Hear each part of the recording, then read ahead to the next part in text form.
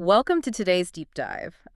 Imagine for a second you are trying to shove like 18 gigabits of uncompressed 4K video, gigabit internet, and electrical power through one single copper wire the length of a football field. Right. Which sounds honestly impossible. Yeah, exactly. I mean, according to standard HDMI limitations, that signal should just degrade into digital confetti after a few dozen feet. Oh, easily. But today we are looking at a spec sheet from HDTVSupply for a device that completely ignores those physical limits. The Kramer EXT3-POE-XR-R Receiver. It is a wild piece of hardware. Okay, let's unpack this. Standard HDMI cables are, well, they're like sprinters that tire out after a few feet. But this Kramer receiver, it's basically an ultramarathoner carrying a really heavy backpack of data across huge commercial spaces. That is a great way to put it. And to really understand how it runs that marathon, we have to look at the massive payload it carries. What's fascinating here is the underlying HD-based T 3.0 technology. Right, the HD base. Yeah. I mean, we are talking about a receiver pushing uncompressed 4K video at 60 frames per second, plus a full 1 gigabit Ethernet connection, USB 2.0 control, and 32 channels of digital audio. Wow. Yeah, all up to 330 feet or 100 meters using just standard category copper cable. Wait, 330 feet? With 18 gigabits of data, USB signals, and all that infrared control crammed into one wire, doesn't it create a massive digital traffic jam? You would think so. I mean, especially since they aren't compressing the video at all to save space. Right, but it actually handles it seamlessly. It comes down to how HD-based handles modulation, specifically a technique called pulse amplitude modulation, or PM16. PM16, okay. Yeah, so instead of sending a raw HDMI stream and a raw Ethernet stream and just, hoping they don't collide, the receiver translates those distinct signals into a highly organized, packetized architecture. Oh, so it's actively encoding the video, audio, and network data into specific voltage levels, rather than just sending simple binary zeros and ones down the wire. Exactly. It maps the HDMI protocol directly onto its own packet structure. By using 16 different voltage levels per symbol, rather than basic binary, it drastically increases the data density per clock cycle.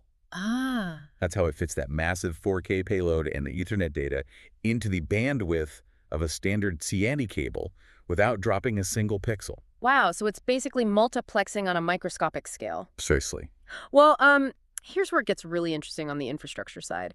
You can push data 330 feet, sure, but if you're mounting a commercial display at the end of that cable run, say, hanging from a massive dropped ceiling in a sports bar, you rarely have an AC outlet exactly where you need it. Yeah, the physical installation is usually the hardest bottleneck, which is why this receiver utilizes bidirectional PoE, or power over Ethernet. Right, power over Ethernet. It actually auto-senses the power draw on the line, so the receiver can pull its required electrical power from a remote matrix switch over that same data cable. Oh, nice. Or, if the receiver is plugged into the wall locally, it can reverse the flow and inject power back down the line to run a remote device. That is wild. The copper cable just becomes a two-way street for electricity.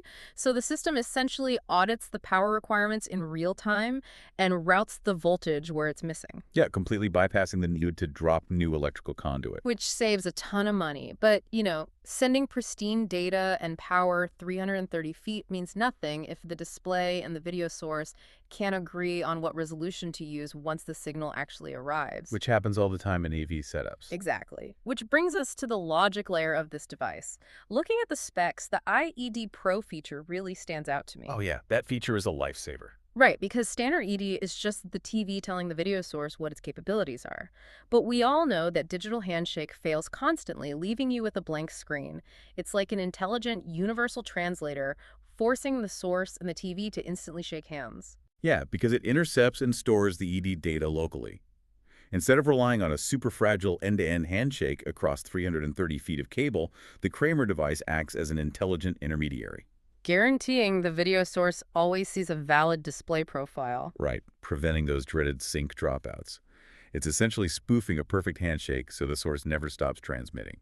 Okay, so what does this all actually mean for you, the listener, designing these spaces? Well, if we connect this to the bigger picture, this $772 fanless aluminum box represents a massive shift in how we architect AV and IT networks. Because you don't have isolated video cables, control cables, and power cables anymore. Exactly. You have a unified, intelligent copper backbone making modern sports bars, smart homes, and corporate offices function flawlessly. It just turns an ordinary CCAT cable into a universal pipeline, which leaves you with an interesting final thought to ponder.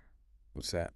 Well, if a single copper network cable can now simultaneously carry pristine, uncompressed 4K video, gigabit internet, USB control, and the electrical power to actually run the hardware, will traditional power outlets eventually disappear from building designs entirely?